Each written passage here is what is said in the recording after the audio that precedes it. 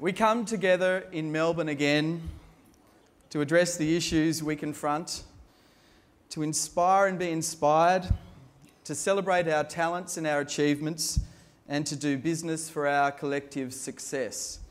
Creativity is booming. The internet has opened up a global market. It's leveled the playing field and created new business models and new genres. And with that, the opportunities for artists to make money have increased dramatically. So where do things go next?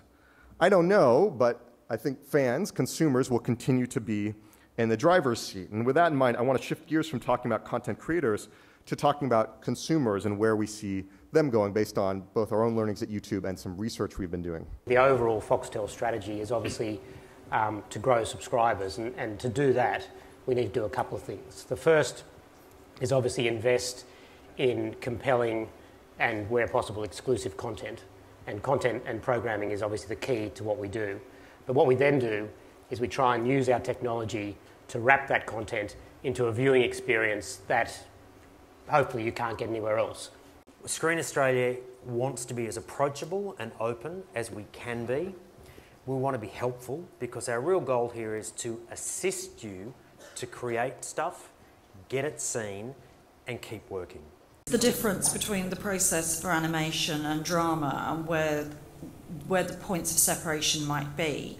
And I decided that was probably provenance based on the work I've done and the places I think it works best. And I think there's very much tradition, certainly in the UK in drama, for script editors to become producers, story producers to become producers. So you come with an embedded understanding of the scripting process and you bring that with you, and therefore you're probably more experienced and qualified to go on to work with scripts. Whereas I think in animation, I can't think of a single person that came from a genesis of script work. They're nearly all technical or artistic.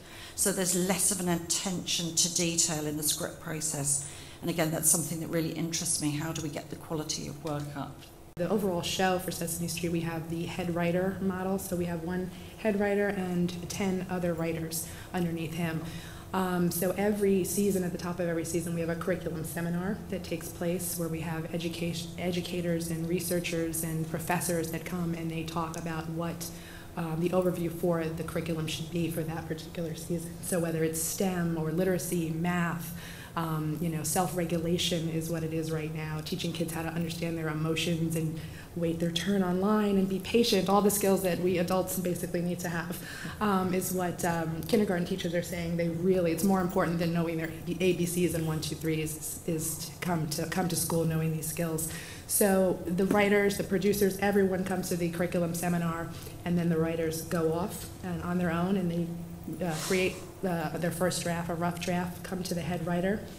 Head writer can override kind of anything, but he likes to give the writers their creative space. They'll do a second draft, and the producers get involved at the second draft stage. And that case, at that stage is when research gets involved and takes a look at it from an educational perspective. And that's usually how it goes. So Brian Robbins, he's an American TV and film director and producer. And in the 1990s, he created this show called All That was on a kids network called Nickelodeon. So in those days, Brian Robbins has to create the show, pitch it to Nickelodeon.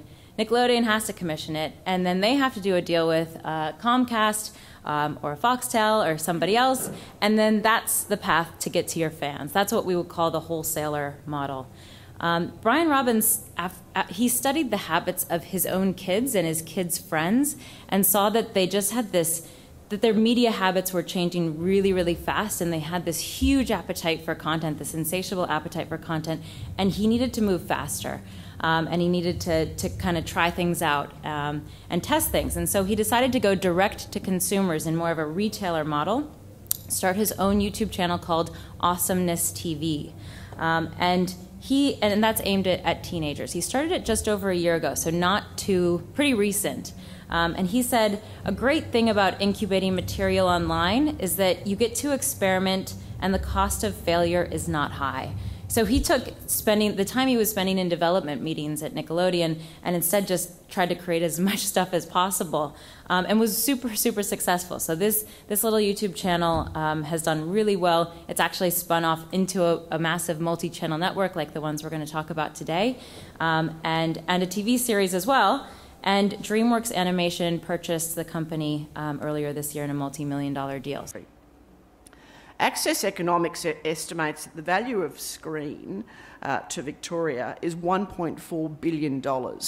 And I just threw off a figure off the top of my head there. Business events are worth $1.2 billion to the state of Victoria. Screen is worth $1.4. It's a serious industry. You know that. That's why you're here. But I think it's very important that government needs to understand that as well.